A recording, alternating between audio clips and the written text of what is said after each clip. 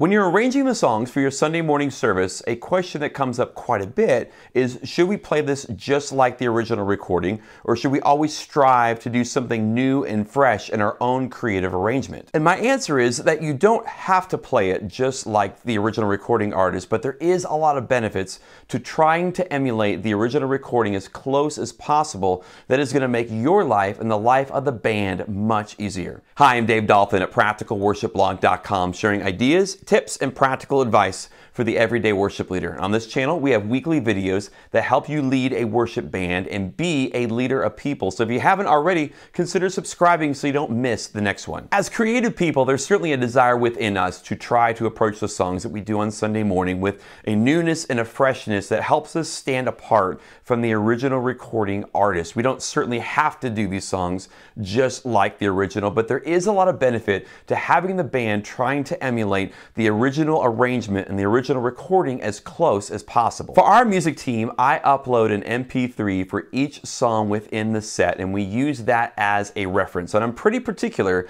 on which MP3 that I upload because the Bethel version is different than the Newsboys version, which is different than the Shane and Shane version. So I find a version of the song that most closely matches the vision in my head of what I'm going for, and then I ask the band to learn their parts based on that specific version. I even go as far as to edit that MP3 into the exact order, the exact roadmap of how we'll do it on Sunday. I have a video on how I do that. I'm going to link that right over here and in the show notes down below. This provides a target on the wall, and it puts everyone on the same page because in theory, you just have to learn your part. You don't need to understand music theory or song arrangements or how things fill up the sonic space.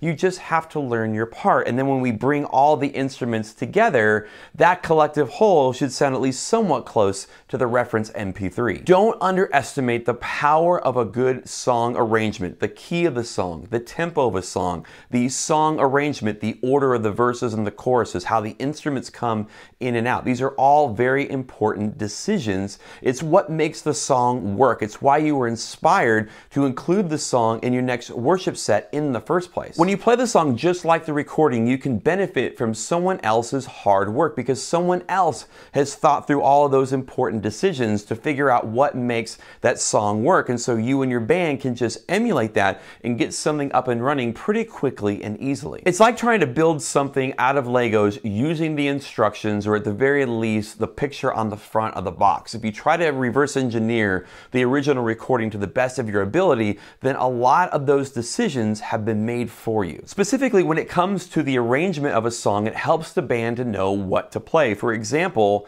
a guitar player and a keyboard player can easily step on one another's toes in terms of the sonic space that they take up if they're not careful, and so it's really important that they stay out of each other's way. So if you learn your guitar parts just like the recording and you learn your keyboard parts just like the recording, you may not know how or why it works together, but when you get to rehearsal, you'll know that it's going to fit. Having the musicians in the band play it just like the original recording actually takes a lot of the burden off of them, because if they learn their parts based on that recording, it's reasonable to expect that the pieces will come together quickly and that it's going to sound good. Now, getting together and coming up with your own fresh arrangements of songs can be a lot of fun, and it can be a great way to fulfill yourselves creatively. You might even have a band that is really good at quickly coming up with these dynamic and exciting arrangements. I've just found that this isn't necessarily the norm. So if you want to come up with fresh and new arrangements for the songs that you do, I would set aside extra time within the rehearsal, or probably its own separate time on a different day for the band to come in, bring their ideas, experiment and try different things out. If nothing clicks, no worries, because you don't have the stress of having to get the song on the stage for this weekend. You have lost nothing. But if you do happen to come up with a really cool and fun arrangement, then record it and then upload that to Planning Center, and that becomes the new reference. But the point is that you come up with a separate time for you to try and experiment and come up with new and fun arrangements. But for the songs that you're doing this weekend, you say, here's the MP3 and I want you to play your part this way. Now, I do think that you need to be realistic on which version of the song that you choose. If your band just has 2 acoustic players and a cajon,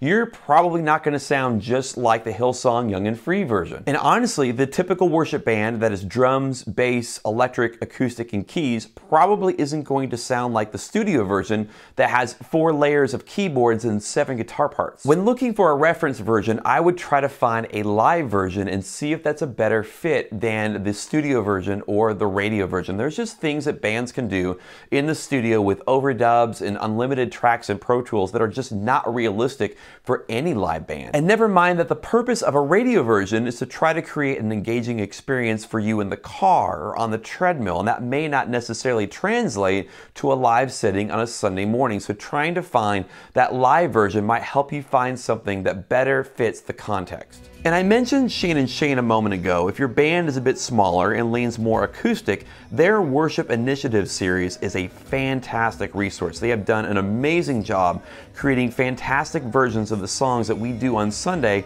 that are a little bit more accessible in a smaller context. Another place that I like to find versions of songs is from Church on the Move, which is a church based out of Tulsa, Oklahoma.